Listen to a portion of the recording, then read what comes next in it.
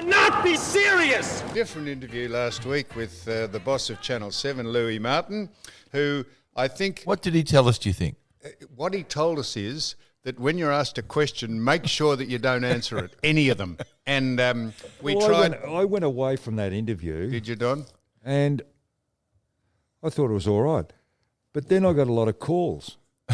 I think the calls were right. And the people said, this man's never answered anything. I know you pulled him up halfway at the end, but then I thought, yeah, that's maybe it's a reflection on us as interviewers. We didn't get anything out of it. Oh, really?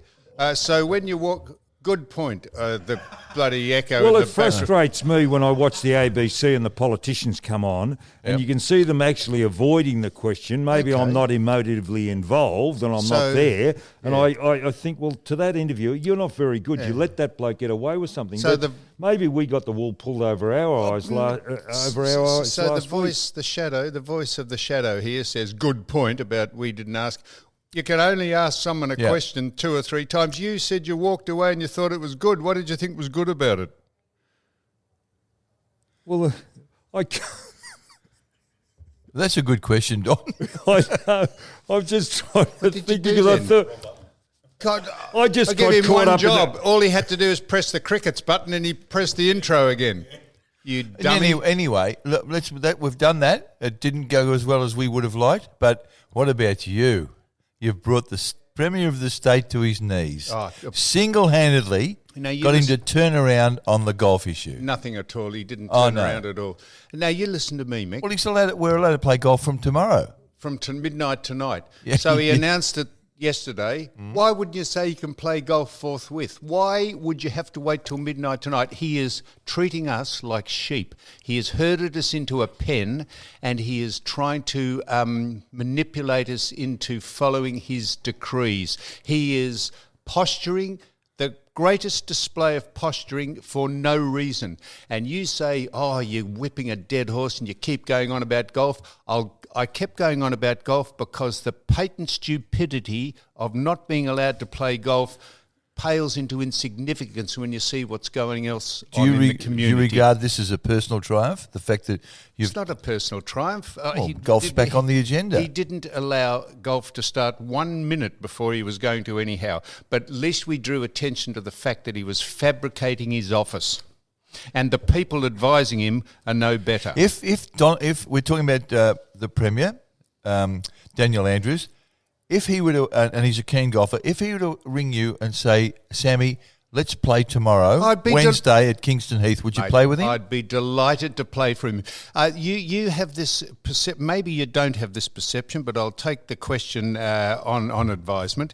You have this perception that if you have an argument or a disagreement with someone, you are a mortal enemy of them. I've made enemies with most people I speak to, true. But I'm very happy to be in their company and discuss things on a rational and intelligent basis, and I'd be delighted to play with the Premier, and I'd have no different stance if I played with him than I have now. Will you play tomorrow?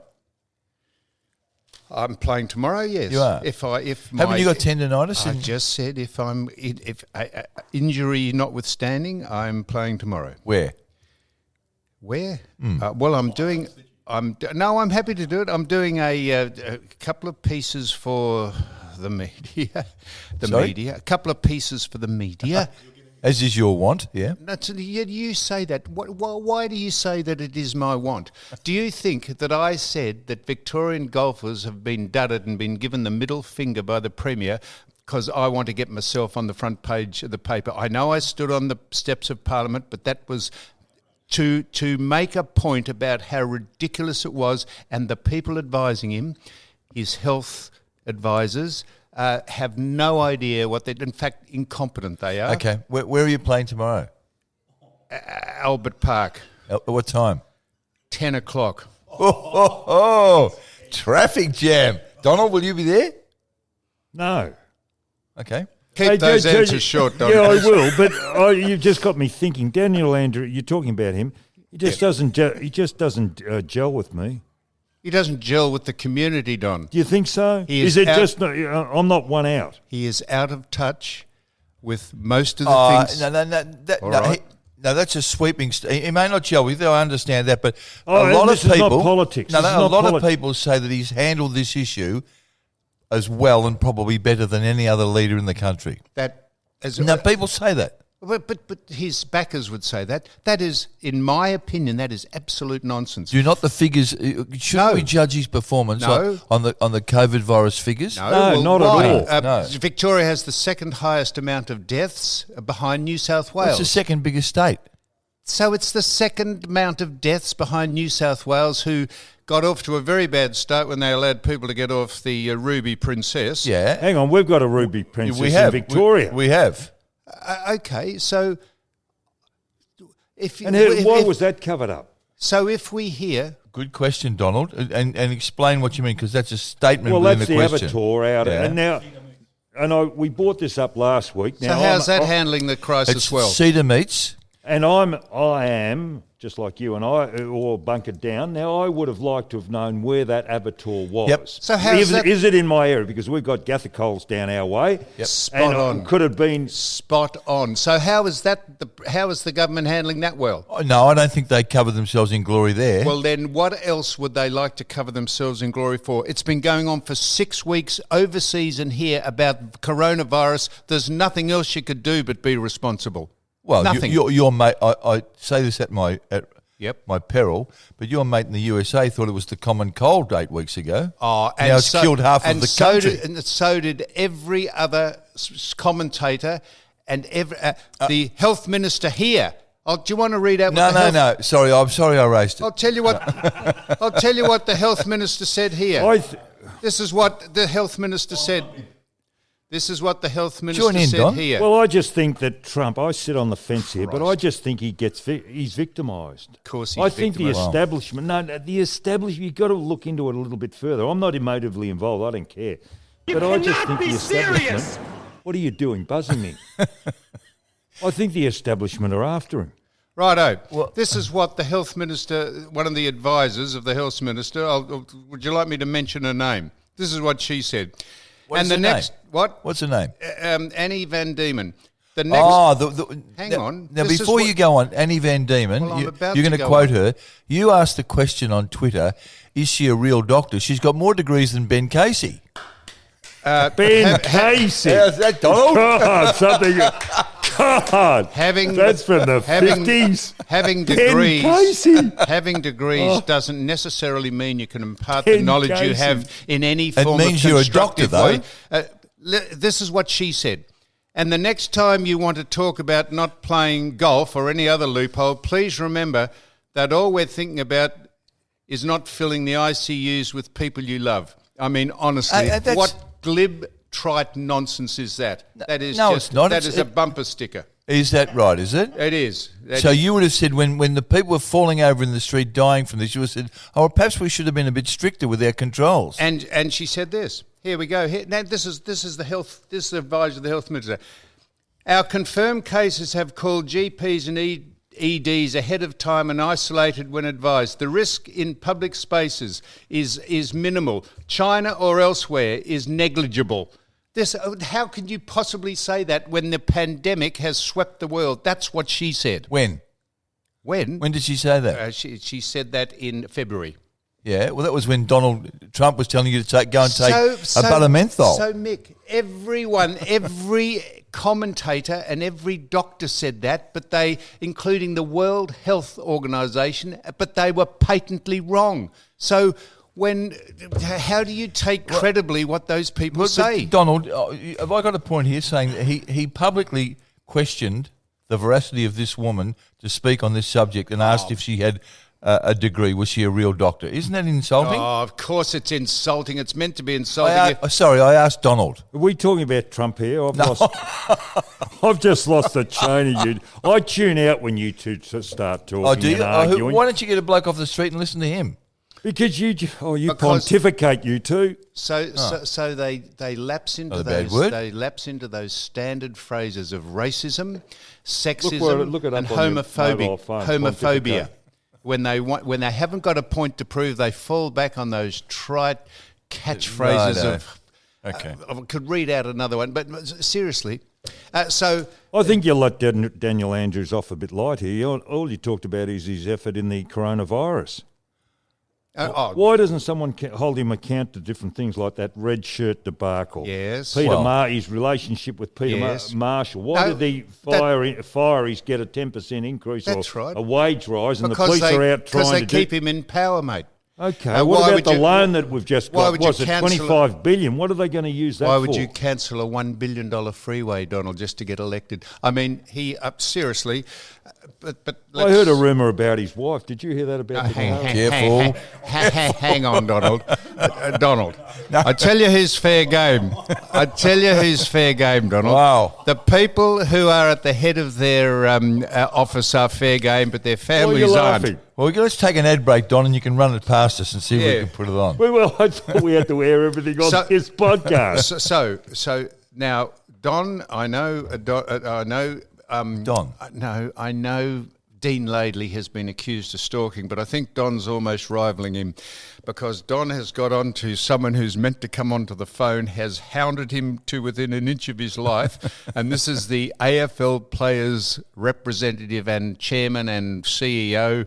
The players' representative. What's he called? He's the president of the AFL Players Association, Yeah. Patrick Dangerfield. Yeah. Don says Patrick is going to ring in and has stalked him has followed him round, put his nose up his ort for most of the week. Patrick was last seen heading to Perth. So what are you saying? I could be charged for stalking? You could be. Now, and on a serious note, Dean Laidley has been charged now with stalking. Did we find out, was it a man or a woman he was stalking? I understand it to be a female. Okay, so we shouldn't make light of that because it's a serious offence. And he said it was reported that he was going to ram his car into the person's car. I think you should just drop it. I feel sorry for the man. Well, we all do. Don, we feel sorry for him to an extent, but if you're charged with stalking a woman, or anyone for that matter, that's a serious offence. Yeah, I understand. And drugs is an issue that you can make. It's your decision. But the other side of it. Well, that's a decision too. So, and where do, you'll think this is a bit trite. Where would he get the clothes that he dresses up in? Would he go into a shop and buy them? I'd go anywhere. Where would you go? Well, an op shop, you're saying Dean Laidley would walk into a clothing shop and want to try on a dress, Where did you get that stuff from? When you did the other podcast. You get online. So you got your stuff online? The clothes I wear? Yeah, no. When you dressed up as a woman for the last podcast you did. I just got something from the person I live with's apparel. Well, he might have got... Really? You're 5 sizes bigger than her. Not with a wig. What? A wig. Size your skull and lipstick. Oh, look, don't lose sight of the fact that we're all sorry for Dean Laidley, but the point you touched on before is the most relevant one here about the domestic violence situation. That broad heading. That's correct. Yeah. And a good ally of ours, Phil Cleary, who has a vested interest in this, says you shouldn't make light of the fact. Well, we weren't making light. We were making a bit light of the fact that Dean dressed up as a Sheila or a woman. Well, I was. Well, that's predictably. Predictably, was it?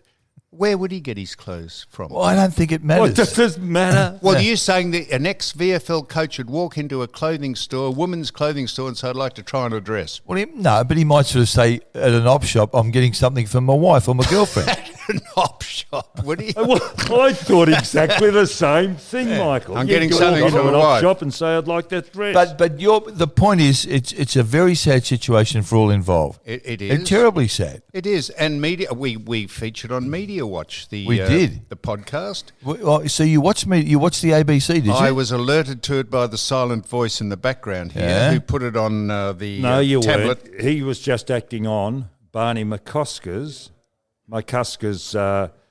phone-in message or text. That's right. I told you about it. And he got it up. Barney catch the train down, or did he ring up? Yeah, the bloke with the train at Haywood. So they didn't really bag us, but they said I said it was. Bagged you. No, they didn't really. No. I said it was on our podcast that was in the public interest, and whoever runs Media Watch, what's his name? And I said it's not. It's true. of interest to the public. What's the man's name? Paul Barry. Paul Barry said we had the wrong idea of what in the public interest. You had the wrong idea. He said Jesus, Mick, please don't be so.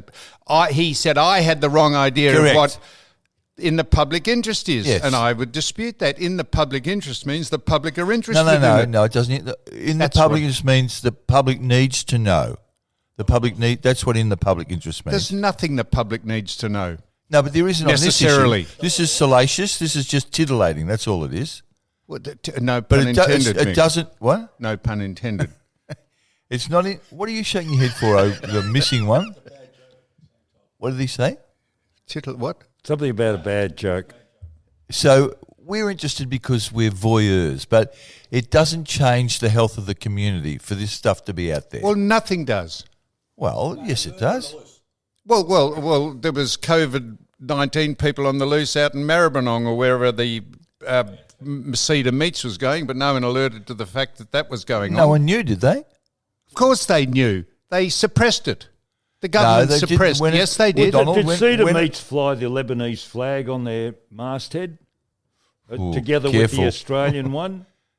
But Don. Well, I'm asking you. I saw a shot of that they factory. probably did, but they're entitled. If they're Lebanese people, they're entitled. Aren't to they Aren't they Australians? Australians? Yeah. Pardon? Aren't they They're Australians, aren't they? We could do a duet. We are, for how you long? are, we are Australia. Very good. Thank I like you, that. Michael. Okay, but Can if we you- change the subject? No, To what? Donald. No, Which just, subject? just a minute. Because If you're an Australian and you're naturalised, say, an American, and Australia happened to be playing in the World Cup soccer final, it's all right to waive an Australian. No, it's not. It's not. Oh, all right. No, fair I'm enough. sorry, you've tell me, why do you've they- vacated that place and gone to Well, another tell me place, this. and you accept. I agree. you Why- accept- Why does the British Embassy in London fly? Listen to this, Mick. Why does the Australian Embassy in London fly an Australian flag and an Aboriginal flag beside one another? Oh, well, that's different, John. Oh, is it? No. That's a different argument altogether. Is They are there representing Australia. Where the flag represents Australia. That's right. Well, what's And so? there's two So what are you flag- there are saying? two flags in Australia. But when you We don't have two flags. migrate, we if live I under went to- one flag. no, well, in Australia there's two. Yeah. But because it's become common usage, but if we are all united and inclusive under one flag, why we got different flags flying above government buildings? the silent one, John, just made the point. Greg Norman flies the Australian flag at his place is he in Florida? Yes. Yeah. Well, he Yes. shouldn't. That was sort of one of my points. Oh, was it? Oh, sorry, I missed that. Well, I said if you go over and support the World Cup soccer and you're a naturalised... No, but that's you're in an event there, and you're there temporarily to watch an event. That's different to when you Yes. live in a So place. you think it's Yes. all right for Greg to do that? Well, it suits my purposes to say yes, but your point's probably right. That if I tick it off for Greg Norman, why wouldn't I tick it off for the Lebos or Lebanese? Sorry, it was a slip of the tongue. What about the Muzzies? now listen, Mick. What? Now, Mick, listen. What? No, I'm telling you. I'm about to say. So we can touch on AFL if you like, but we have, and we'll preempt this. We've got. Okay, we've already done it. No, we haven't. We'll preempt the fact that probably the most, just by default, he's probably the most influential commentator on AFL football if you think about it. Who? Mark Robinson. Oh, yes. Yes. He's just whether you... No, I like whether you Robbo. agree- no, but it doesn't matter if That's you like good. him or it doesn't you get matter. on with him. You don't get on with It Bolt doesn't or Fiona matter. Byrne or any Or of the you. Or you. It doesn't matter if you like him or not. By default, the largest selling paper in America, in Australia, Yeah. is the Herald Sun, and Yes. he is the chief football writer. He's on Foxtel and he's on a radio station, so he is probably almost, whether you like it or not, the voice of football. Well, We'll that's dispute a bit that if you strong. like. No, no, he's probably the most how he's- read and listened to. He's coming and in Yes. for the second part of the interview. We don't Well, usually... now there's a big change of mind here. Robbo said no to me 6 weeks ago. Because he thought we That were you going were to gonna get him on and no, belt that him. you were going to smash him. That's right. Yeah. Why would he have thought that? Well, because we've had our run-ins over the past, which is my very point I was making earlier about Dan Andrews. I'm very happy for Mark Robinson to come in. Very happy for anyone to come in. Just because you disagree with them doesn't mean to say you're stupid or enough or is uneducated enough not to have a civil discussion with people unless it's not warranted. A bit like Mike Carlton, you were trying to get him on. I was. I was trying to get Mike Carlton on because you and he were feuding on Twitter. That's right. I would be delighted to speak to Mike Carlton. This is the funny thing about this. We rang, the bloke who doesn't have an identity contacted Peter Fitzsimons. Yep. And he gave me the Fitzsimons number, and I messaged him. Oh, you gave the Carlton number? No, he didn't. Oh, I see, yep. And I messaged him twice. Yep. The second time in response for more details, and he said yes, he would get it to Mike Carlton and he would ring me. Haven't heard from him in a week. But Mike Carlton might wish not to come on this. Isn't it a common courtesy to sort of say, look, thanks for your interest, but I'm not interested? Mike Carlton might not wish to come on here because he thinks when you're not eyeballing someone, this is the problem with... He should have told me that. Well... We would have flown him down out of our big budget. Anyhow... we ask people to come on. We're very happy if they have a different point of view or bag us. We're very happy to discuss it with them. We don't shy away from that. We change the subject. Yes. Why? Something I'm interested in and I'd like to promote. But why do we change the subject just because you're interested in something else? Talk shit. Oh, do we really? Yeah. So we've got a bloke It doesn't here. interest me. We've got a bloke who's a national commentator who calls your mate here a shit kicker, and you're not interested. I wouldn't worry about it. Oh, you wouldn't? Oh, yeah, all right, Don. What are we worrying about now? Yeah, then? give us something, ahead. Don. Yep. Well, I just think we should recognise things that have gone in the past and we don't do it. And I came home on Saturday, sat down in front of the television. Get on with it, Don. And there was a show called Paris or the Bush. Holy the shit. story. Oh, you're right. It was a good decision of yours to change the subject. And you wouldn't know anything about the Murray Bridge Rowing Club. Is this Paris Hilton? Is it Paris or the Bush? Who are you talking about? I just said to you, the Murray Bridge Rowing Club. You could make a film, and we talk about the NFL documentaries. Well, I sit and watch those, and to say how well they're... Yes, Johnny? Don, Paris or the Bush, what's that got to do with the Murray If you let me Downs? finish, Okay. they went and represented not talking Australia as rowing eight at the Paris... What? There's a phone call. Here we go. Who is it? Is this the man that you've been Paddy. stalking? Who? I don't know. Hello. Oh, hang on, I better answer. Hello, Patrick? Hello, Don. No, that's Johnny. Well, that's all right. This is Sam Newman, Patrick and Don. Well, didn't he tell you? Didn't he tell you, Paddy? Where's your pitchfork? What do you mean the pitchfork? Why? Well, I thought Cam would have had his pitchfork out when he's out the front of Parliament House instead of a golf club. He probably handled it better, Paddy. So I hope we haven't ambushed you, Pat. Did you know that Mick and I were going to do this along with Don, or... Yes, Don had filled me in with that. You're on air as we speak. So what are you were a little bit reticent. You didn't think Patrick had come on. Why? Don, because you're so hopeless at trying to you get said guests. you upset him. Did he Because upset you once upon a time, Patrick? Don, I've already preempted this. I've had words with most of the people I've ever spoken to in life. Patrick was a minor part of this, but we're fine. What did you say about What Paddy? did you exactly... Don't worry about what I said What about did you What did he though? say, Patrick? Patrick. I actually can't remember what Sam No, said. that's exactly right. Good answer, Pat. So here we've got the former chairman, the former president of the Players Association, Don Scott, has finally got one of the marquee players in the competition, who plays for a very good club at the minute, to come on and speak about things, football, and what you do as the president of the AFL Players Association and what influence you have. Patrick, how about all those for questions? Does anyone Far away, take you Sam. seriously at the AFL, or they pay lip service to your organisation? I don't think they pay lip service to the organisation. They might pay lip service to me when my mouth runs off. No, they But wouldn't. I think they might. But most of the time, they're pretty good. Well, so what significant platform, if you like, what specific or significant thing have you suggested on behalf of the players that the AFL have adopted in recent times, Patrick?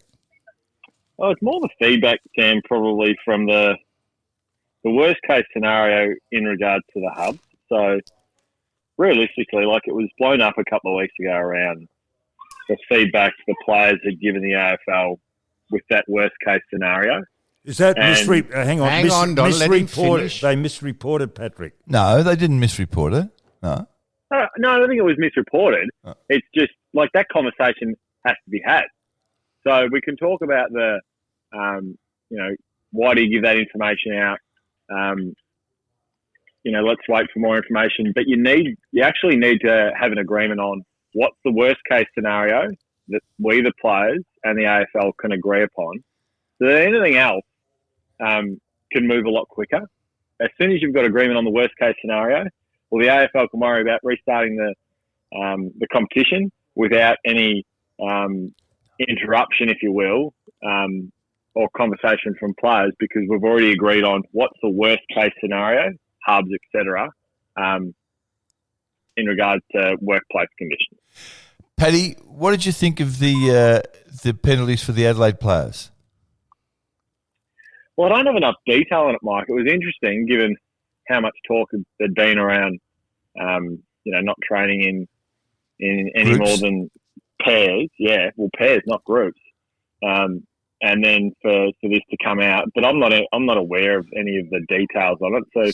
So, Well, the only people that are aware of those are the AFL. With great respect, Patrick, if you're the president of the AFL Players Association, maybe, please, this is not, I'm not having a go at you, but maybe you should be across that so you can take the voice of their objections or input to the AFL themselves. Well, our executive team are and our CEO are, but that's not my role as president to be across absolutely everything. And in the end, in terms of a player's perspective, I don't think it was too harsh a penalty, that's for sure. Well, there wasn't a penalty. Do you? Pat? No, well, there was. What was it? A suspended one-match ban.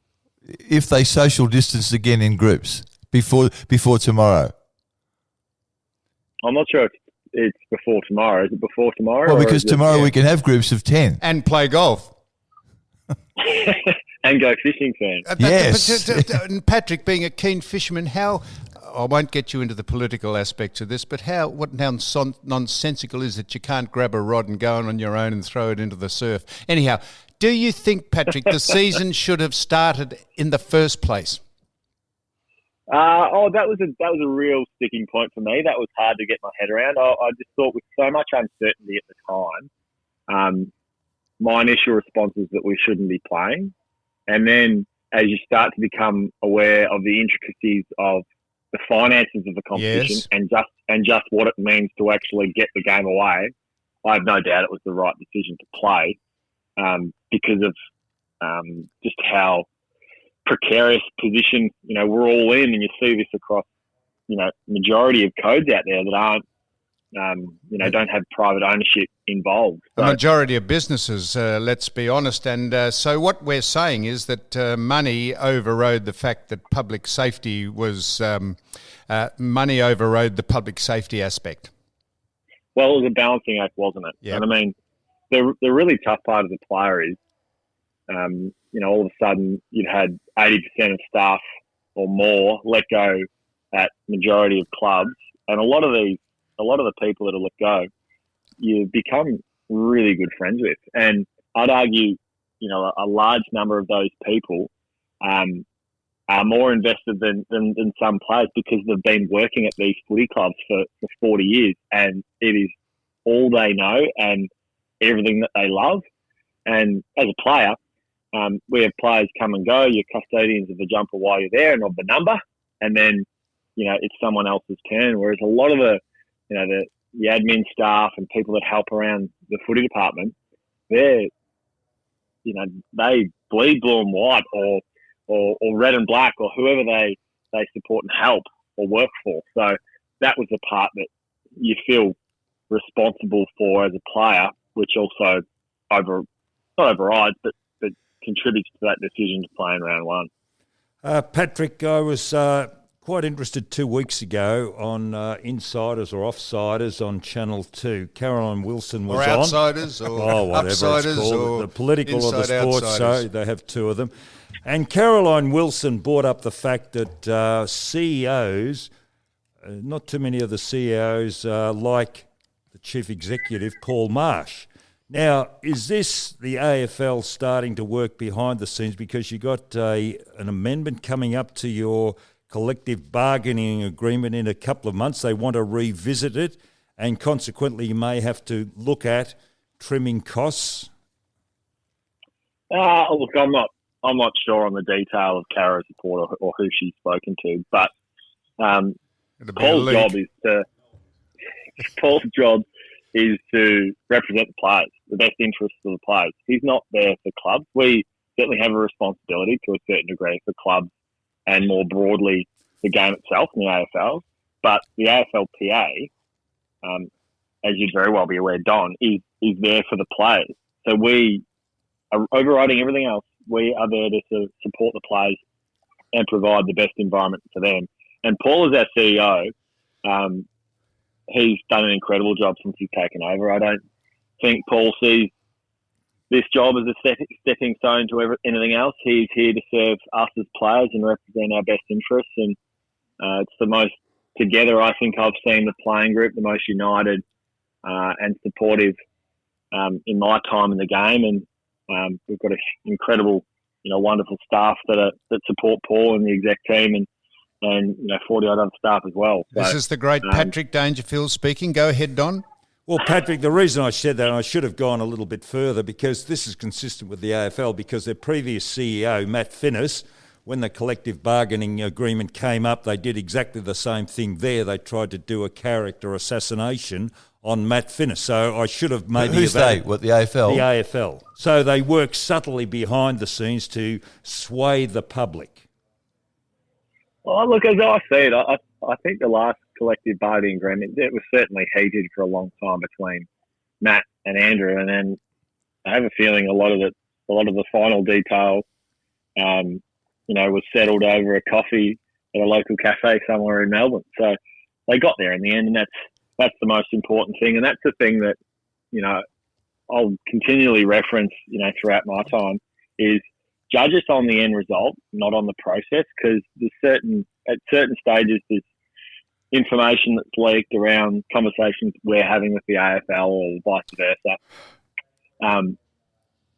But judge us on the end result, because we do care for the game. Absolutely, we care for our players, because that's first and foremost why we exist. But it's got to work for all parties and be sustainable. Now, the challenge for us now is clearly there's going to be a real realignment in world sport, and how that looks, in the next 6 to 12 to 24 months, no one knows. Okay, so Don, you just keep going, and when you've completely exhausted all your questions, we might have a crack. Okay, go ahead. No, the Players Association provide a lot of schemes, benefits, even to past players of the alumni. Do you think a lot of these things are going to be trimmed? You rely on the AFL or the Players Association rely on a handout or grant from the AFL. They're not blessed with as much money, obviously. So do you think a lot of your programs away from football are going to be curtailed or stopped?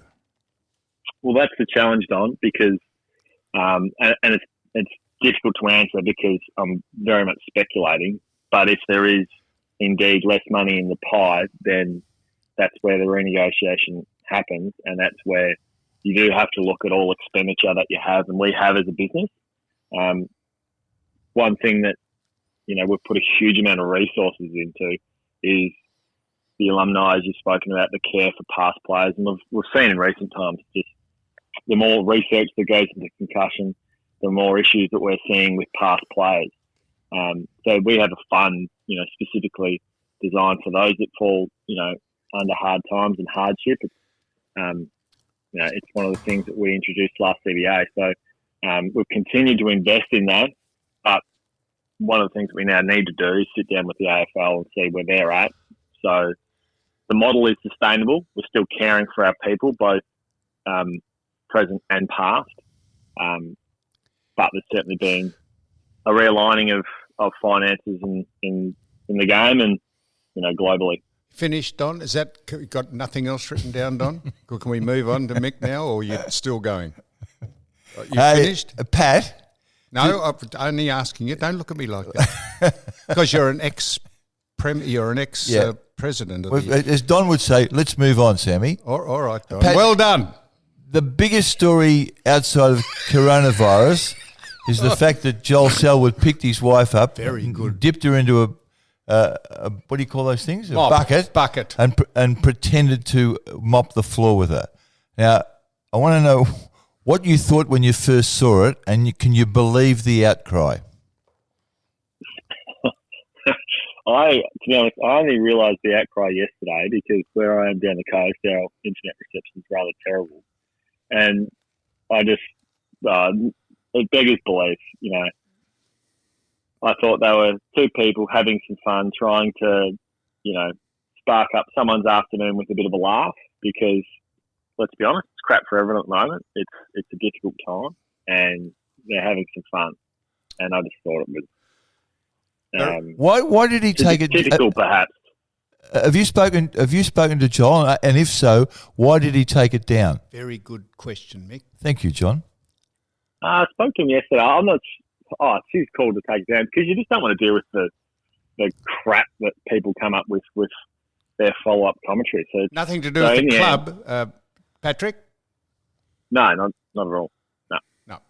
No, I actually have no issue with it at all, and I think the majority of us are in that boat. But I was actually fractionally disappointed that he took it down. It's almost a concession. Well, I mean, it's more because you just don't want to deal with the crap that people come up with and abuse you with. So it's like in the end, because it comes up as a notification, you see it every time you open your social media account. Yep. So in the end, it's like, you know what, stuff this.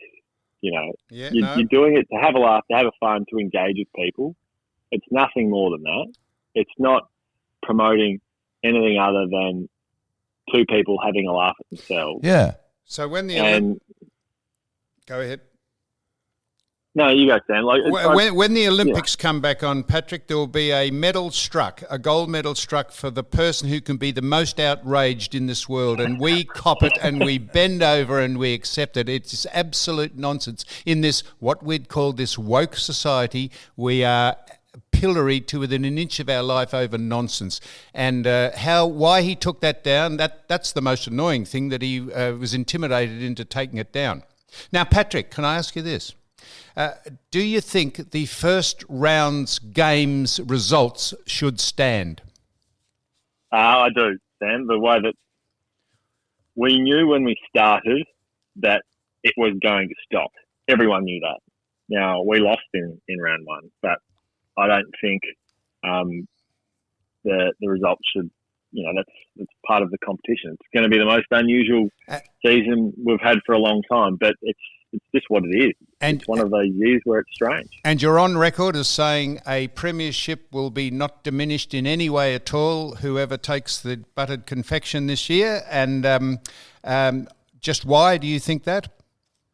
Well, how can it be? It's one of the few seasons where if we do finish it without a hiccup, we play everyone once. Everyone's coming off the same base when it comes to preparation. Yes. You know, it's an odd year, no doubt about it. Yes. But in terms of an asterisk, absolutely not. Like, it's just going to be that Corona year, you know, that we'll refer to it as. So I don't have an issue with any of the, whatever it be, records, results, awards. It's just going to be that Corona year rather than it being the year that it was the integrity was jeopardised. I don't see it like that at all. Pat, Geelong's recent history. Now, from the outside looking in, I reckon last year must burn with you blokes. You played Richmond in a preliminary final. Your third preliminary final in 4 years. You're 21 points up at halftime and it should have been 6 goals and you lose and you clearly would have won the flag had you got through. How much does that burn you? Oh, Mike, it still burns the 2012 prelim against Hawthorn. You know, I played in. Every one of them burns. The ones that are closer clearly hurt more. The ones where you're outplayed, sometimes you just got to sit back and say, you know what, we weren't good enough. Sydney were too good for us, or whomever.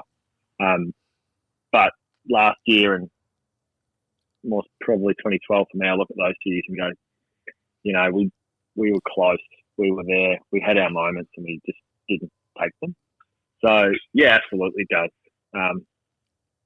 It's interesting watching the Jordan doco, and he talks about sort of fulfillment and after 6, where the motivation comes from. Speaks about motivation a lot, obviously, and because from someone that's never won anything, I look at it and go, that's the ultimate motivator, and it'll be strange and awesome, obviously, if you won one. But what that motivation would be like is it has become even more intoxicating because you've tasted it for the first time. And now you want more of that taste, or does it diminish somewhat?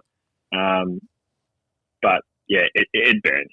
Now, we appreciate you speaking to us, Patrick. We got a couple more questions, so Donald, go ahead. Patrick, you took the words right out of my mouth when you mentioned the Jordan documentary. Can you relate to Jordan, unless you've been in, I suppose, a team situation, a top team professional organisation, can you relate to Jordan chastising his teammates? Because the way he's painting, and I think unfairly, people are judging him for chastising his teammates when it was really him taking... You would never have done that, Don. I did it. Oh, yeah, you. He does it to us. You wrote the book. Well, yeah, I can relate to Jordan because you just want to win. Now, that does happen within AFL nowadays? Oh, no doubt. And no doubt, or it doesn't happen at Geelong? No, it does happen. But what there is now, though, I think, is follow-up afterwards. When I first started, there'd be duration, but not always the follow-up. And that's where, as a young player, you can be like, you feel like, where to from here? Now, I've got absolutely no issue when it may be at times demonstrative on the field. As long as you have that follow-up conversation with that player, then I don't think there's any issue whatsoever.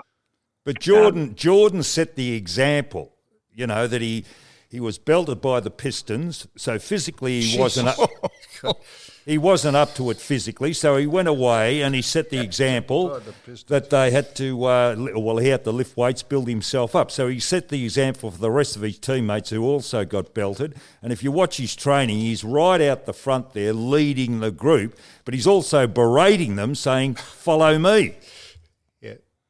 Yeah, and I think I look at that and say it is wonderful leadership. And when I see that, I see so much of what. I'll preface this with far more caring first, but I see so much of Joel. Just he doesn't ask anyone to do something that he wouldn't do himself. Ruthless in his approach to leadership, but he's far more empathetic and caring. But at the same time, we're only seeing snippets of something that happened 30 years ago in a world away. But there's certain parts you look at and just go, it just almost burns the fire within, I think. Now, here's Magic Mike, and then me, and that's it. We'll let you get on with life down at Moggs Creek, now, Patrick. Pat, would you think that every player in the competition does or should watch the Jordan docos? I think they should. If you're interested in basketball, sport, mentality, that's it. It can always, these things are always framed in a certain way. Like, I watched episode 5 last night, and he was talking about being a role model, how he never considered himself a role model, his role within politics at the time. I think there was a African American politician that was looking for endorsement. That's right, and copped a lot of feedback for that, and that's why I've looked at and I just love LeBron, because he really does stand up for what he believes in, whether it's popular or not, but he stands up for it. So everyone does it, their own way, don't they? That was an interesting question you raised there about the endorsement of the African American politician. Now, I have a different view to a lot of people about that. I thought, why should he just endorse this bloke because he's black? I don't think you don't endorse him because of his heritage. You endorse him because of his views. That's the most important thing. Well, that wasn't explained, though, was it? I mean, he was criticised because he didn't... No, but he did say that he made a contribution to that to the party. So you would think if someone makes a contribution financially to a party, then they agree fundamentally with its principles. Okay. Okay, last one from me. When Gary Jr., Gazza, your mate, decided to play on, Were you at all surprised? Bemused? No, not at all. Gaz has always done things the Gaz way, I suppose. And with the season that he had last year, didn't finish the way that he would have wanted it to. But I had no doubt that he's still got good footy left in him. No doubt whatsoever. As the president of the AFL Players Association, did you think it was necessary to play games in China ever? And would you suggest that the AFL keep playing them there? Oh, if it makes sense financially, Sam, absolutely. I mean, clearly that is the overarching angle to heading to China, because if you just capture, 0.1%, then you're matching, or 0.3%, whatever it is, then you're matching Australian audiences. So it's a longer term play, clearly. The way that I understand it, currently it breaks even, or it might even make the club money. So if they're comfortable doing it, then why not? You were this is the last question. You can ask as many as you like, Sam. No, we just, you were the Victorian Secondary School's champion 100 metres and 400 metres runner. Did you ever think of taking it up professionally and representing the country in the Olympics, or did you rather play football? Obviously. I think it was a small pool, Sam. It might have been a weak year, I reckon. Oh, I see. So, so I wouldn't read too much into that. What was your best time, Paddy, for the 100? I can't even remember, to be honest, Mike. I think it was under 11. Just under 11. Yep. Yeah. That's sharp. It is. One side. What's that? 1 yard inside evens. No. I keep reminding under 10 seconds is 1 yard. For 100, for 100 yards, yes, he's running 100 metres, 110 yards. So there, Sam. Hey, Paddy, the one query, if I have a query on the Dangerfield package, and I hope you know I'm a very, very strong supporter of yours. Do Bruce. You, what? Bruce. No, I am. I genuinely am. Bruce. Do you kick enough goals? There's a controversial Shut statement. Up, Sam. Who wouldn't be a great? I know that. Who wouldn't be? But I'm one of them. Is the occasional criticism that you don't kick enough goals valid in your mind? I probably kick enough goals if you compare it to the average midfielder. But I think the thing for me is I miss more than I should. So no, but yes, it depends how you view it. I would expect to kick more than I have. 27 last year is not a bad number for a midfielder. But but I think just opportunities and just missing ones that I really should kick.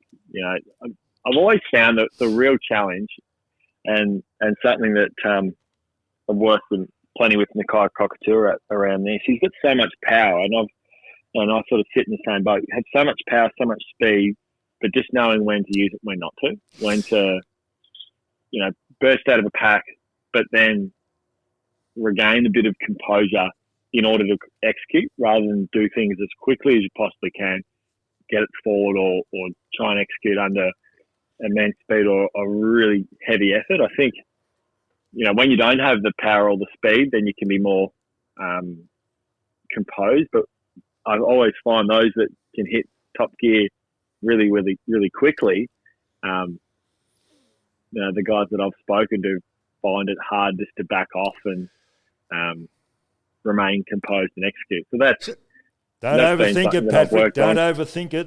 No. Well, it's a very simple philosophy, Don, but it's one of those things that in the heat of a game, in the emotion of a game, the excitement of busting out of a pack or whatever it is, just to keep cool, calm, and collected. So we've spoken voluminously about your time at Geelong, but we shouldn't forget. I think you played 154 games for the Crows, or have I got that round the wrong way?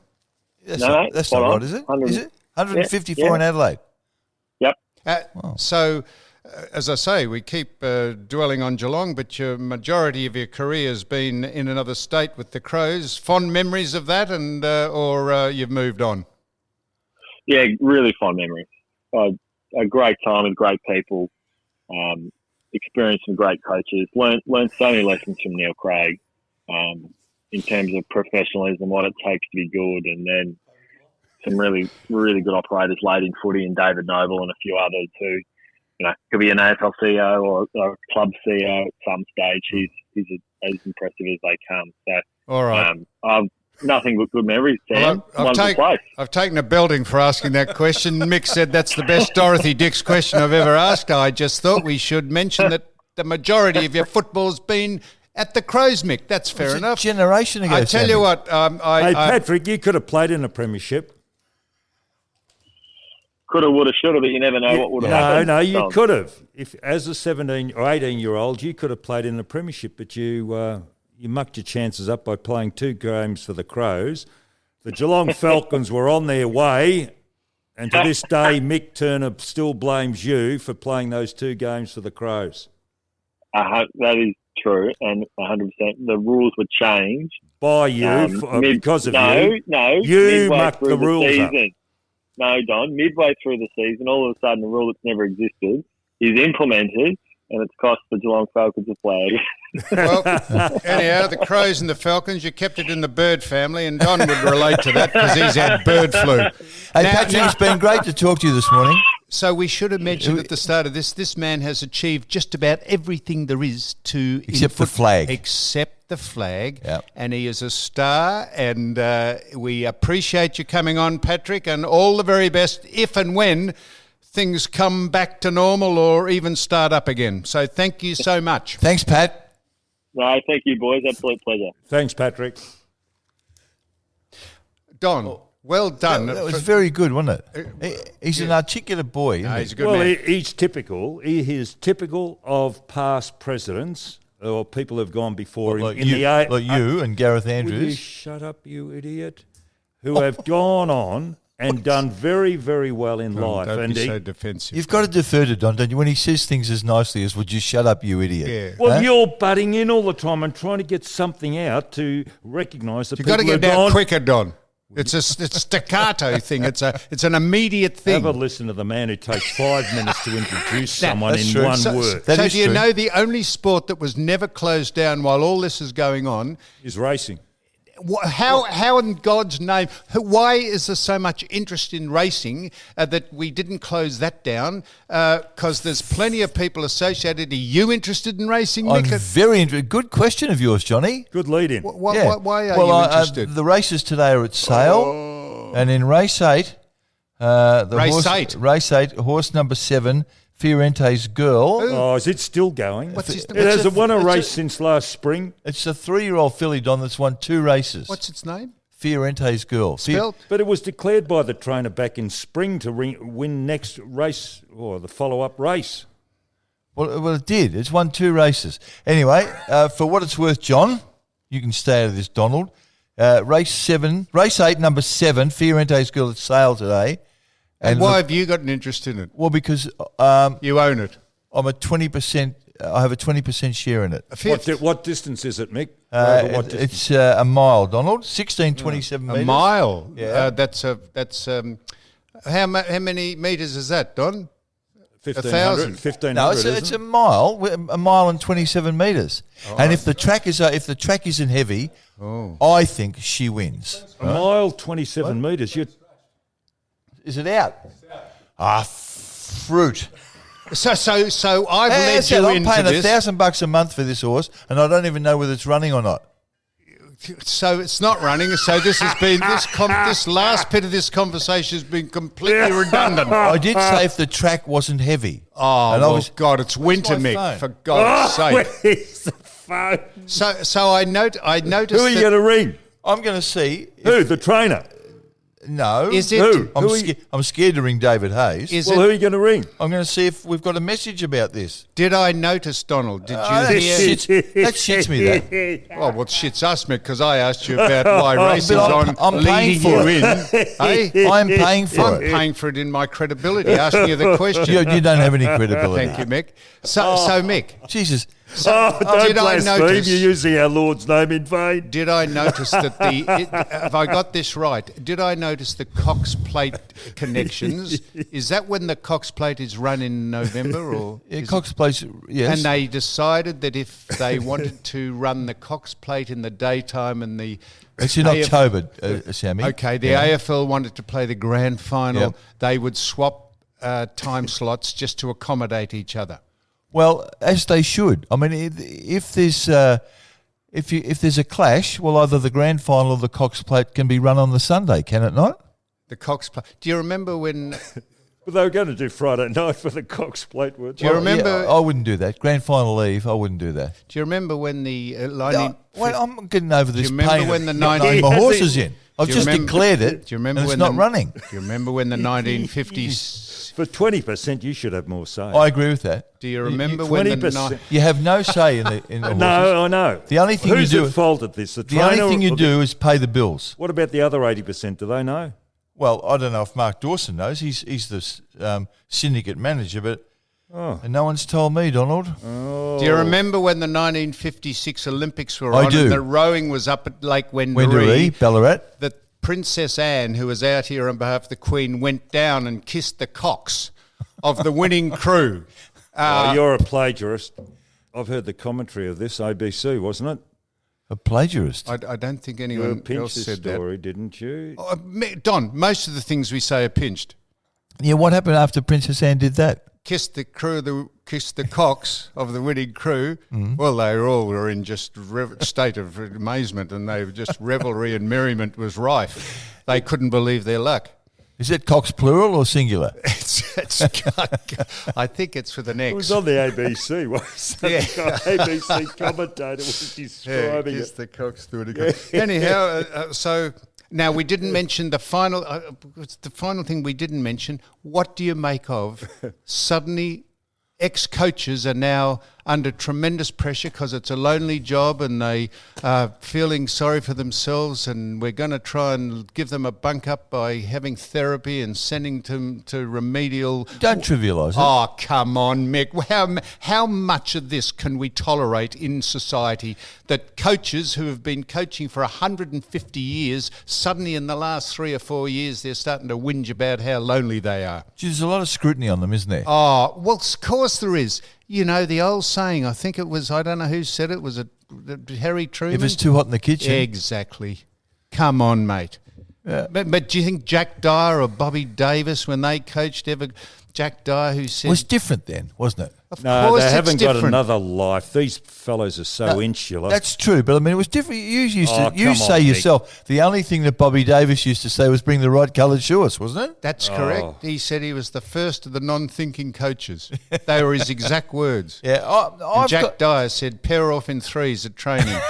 He said, and I've got 2 words and 2 words only to say to you boys. Believe in yourself. Hey, just talking about, hang on, can we go back to something? yeah. Luke Long would go, the Michael Jordan, I don't know Oh, whether you've I'm been watching sick it. of the Would you- basketball. God Because you know almighty. nothing about Because it. I'm and not you're interested. so It's the insular. most boring sport I've ever Luke seen. Longley, the Australian. Oh, Yeah. no, he's a great man. And so is Andrew Bogut. Let me. You've watched this religiously. This Yeah, I doco. have. Let me say this to you: if Jordan hadn't played for the Chicago Bulls, they wouldn't have beaten the Nunawading Inspectors. Exactly right. And when he went there, the culture was so bad.